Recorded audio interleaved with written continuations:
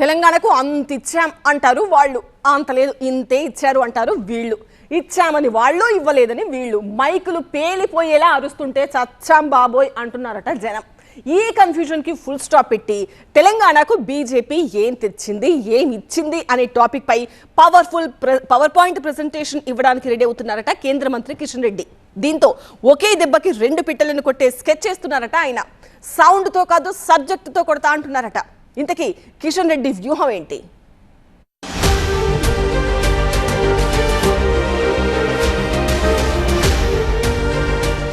మంది ఎంపీలను ఇచ్చాం, కానీ తెలంగాణకు ఏమిచ్చారు?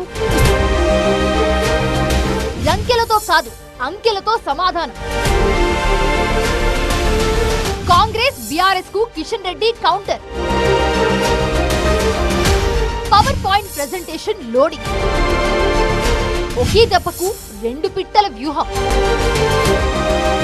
తెలంగాణ నుంచి 8 మంది బీజేపీ ఎంపీలను గెలిపించి కేంద్రానికి పంపిస్తే ఈ గడ్డకు ఏం చేశారు, తెలంగాణకు ఏం ఇచ్చారు అనే అవకాశం ఉన్నప్పుడల్లా బీజేపీపై ఈటెల్లాంటి మాటలను సంధిస్తూ ఉన్నాయి అధికార కాంగ్రెస్, విపక్ష బీఆర్ఎస్. వాళ్ల మాటల దాడిపై ఇప్పటి వరకు మాటలతోనే ఎదురుదాడి చేశారు బీజేపీ నేతలు. వాళ్ళెన్నిసార్లు ఎదురుదాడి చేస్తే అంతకంటే ఎక్కువగా మాటల తూటాలు దూసుకొస్తున్నాయట. దీంతో కాంగ్రెస్, బీఆర్ఎస్ నేతల నోటికి తాళం వేసేలా వాళ్ళు తిరిగి ఎదురుదాడి చేయకుండా బీజేపీ ప్రత్యేక వ్యూహాన్ని సిద్ధం చేసిందట.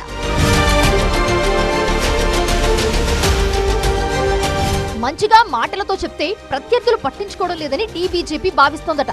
తెలంగాణకు బీజేపీ ఏమిచ్చిందో, రాష్ట్రానికి ఏం తెచ్చిందో అంకెలతో సహా వివరించి ప్రత్యర్థుల రంకెలకు కళ్లెం వేయాలని కాషాయ పార్టీ చూస్తుందట. సౌండ్ తో కాకుండా సబ్జెక్ట్ తో కొట్టి రాజకీయ ప్రత్యర్థులకు సౌండ్ లేకుండా చేయడానికి స్కెచ్ సిద్ధం చేసిందట. మాటలు లేవు, మాట్లాడుకోవడాలు లేవు, ఇక గణాంకాలు మాట్లాడతాయి కాసుకోండి అంటుందట. నంబర్ గేమ్ తో ప్రత్యర్థులు ఆట కట్టించడానికి రంగం సిద్ధం చేసిందట.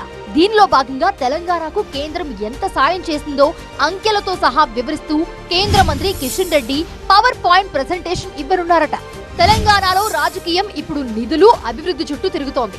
గడిచిన 10 ఏళ్లలో రాష్ట్రానికి కేంద్రం చేసిందేమీ లేదని సీఎం రేవంత్ రెడ్డి, కేటీఆర్ వంటి నేతలు పదే విమర్శిస్తూ ఉన్నారు. అయితే ఈ విమర్శలకు అడ్డుకట్ట వేయాలని తెలంగాణ బీజేపీ నిర్ణయించింది. ఇప్పటికే 10 ఏళ్ల ప్రగతిపై ఒక పుస్తకాన్ని ముద్రించిన కిషన్ రెడ్డి ఇప్పుడు అంతకంటే డీటెయిల్డ్ గా ప్రజల్లోకి వెళ్లాలని నిర్ణయించుకున్నారట. రాష్ట్రంలోని అభివృద్ధి పనుల వెనుక కేంద్రం నిధులు ఎలా ఉన్నాయో గణాంకాలతో సహా వివరించబోతున్నారట.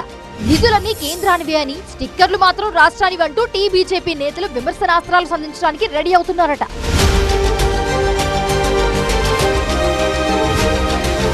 ఈ క్రమంలోనే కేంద్ర మంత్రి కిషన్ రెడ్డి ఒక వినూత్న ప్రచారానికి ప్లాన్ చేశారట. భాగ్యనగరానికి మోదీ సర్కార్ బాసట పేరుతో గ్రేటర్ హైదరాబాద్ పరిధిలో జరిగిన అభివృద్ధిపై ఫోకస్ పెట్టారని సమాచారం. నగరంలో ఫ్లైఓవర్, జాతీయ రహదారుల పనులు, ఎంఎంజీఎస్ విస్తరణ, రీజనల్ రింగ్ రోడ్ వంటి మెగా ప్రాజెక్టుల్లో కేంద్రం వాటా ఎంత ఉందో వివరిస్తూ ఒక పవర్ పాయింట్ ప్రెజెంటేషన్ కు సన్నాహాలు చేస్తున్నారని బీజేపీ వర్గాలు చెప్తున్నాయి. గ్రేటర్ మున్సిపల్ ఎన్నికలు సమీపిస్తుండటంతో నగర ఓటర్ల ముందు అసలు నిజాలు పెట్టడం ద్వారా పొలిటికల్ మైలేజ్ సాధించాలని బీజేపీ భావిస్తుందట. తాము ఏం చేశామో చూపిస్తాం, అప్పుడే ఓట్లు అడుగుతామన్నది కిషన్ రెడ్డి వ్యూహంగా కనిపిస్తుందంటున్నారు.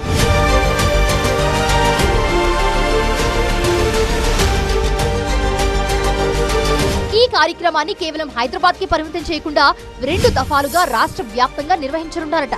మొదటి విడతలో గ్రేటర్ హైదరాబాద్ లోని కేంద్ర ప్రాజెక్టుల సందర్శన, ప్రజలతో ముఖాముఖిని బీజేపీ నేతలు నిర్వహించనున్నారట. రెండో విడతలో రాష్ట్ర వ్యాప్తంగా వివిధ జిల్లాల్లో కేంద్ర నిధులతో సాగుతున్న పనులపై పవర్ పాయింట్ ప్రెజెంటేషన్లు ఇవ్వనున్నారట. ఇలా చేసి విపక్షాల విమర్శలను తిప్పికొట్టడమే కాకుండా రాబోయే ఎంపీటీసీ, జడ్పీటీసీ ఎన్నికల్లో బీజేపీని ప్రధాన శక్తిగా నిలబెట్టాలని కిషన్ రెడ్డి గట్టి పట్టుదలతో ఉన్నారట. దానిలో భాగంగా నిధులు, నివేదికల రాజకీయంతో ప్రత్యర్థుల ఆట కట్టించాలని బీజేపీ చూస్తుందట.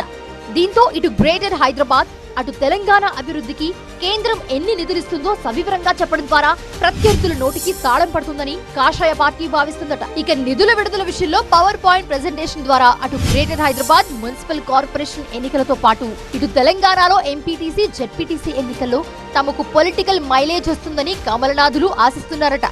ఇలా ఒకే దెబ్బకు 2 పిట్టలను కొట్టాలని కిషన్ రెడ్డి చూస్తున్నారట. మరి బీజేపీ యాక్షన్ కు కాంగ్రెస్, బీఆర్ఎస్ రియాక్షన్ ఎలా ఉంటుందో చూడాలి.